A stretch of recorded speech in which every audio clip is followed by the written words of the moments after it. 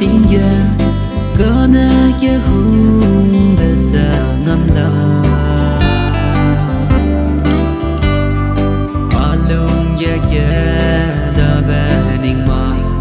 em giờ về sớm ở đó ya vui ở riêng tình hàng ninh lệ ninh trăng lắc lê ở lưng suy ra kia lạc xia bên nàng ninh tệ chỉ là đây không đâu nàng lung suy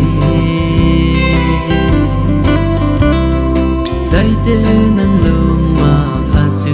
ya lâu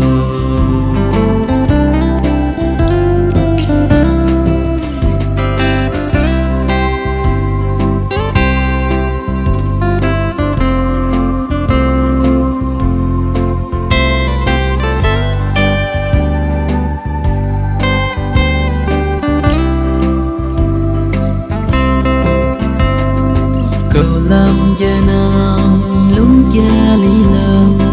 gia lạc xia nè nàng đi mặc về đi hay gây về ngày đi để mẹ ngày dễ nàng chú gây đi về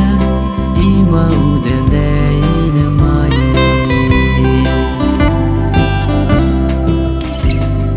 ninh trăng lắc lê à lung suy ra kia lạc xia bên nàng ninh tệ chỉ là đây không đâu nàng lung suy đây tên nàng lung mà pha chu ya lâu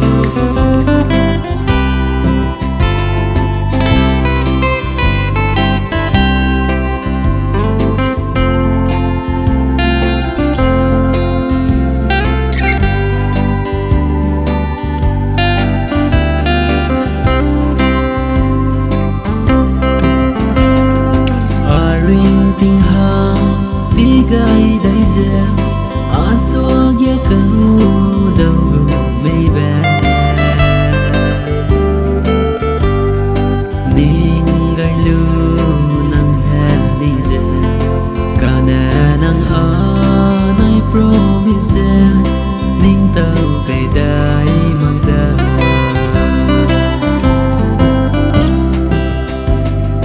ninh trăng lắc lê suy ra kia lạc xia bên nàng ninh tệ chỉ là đây không đâu nàng lung suy đây tên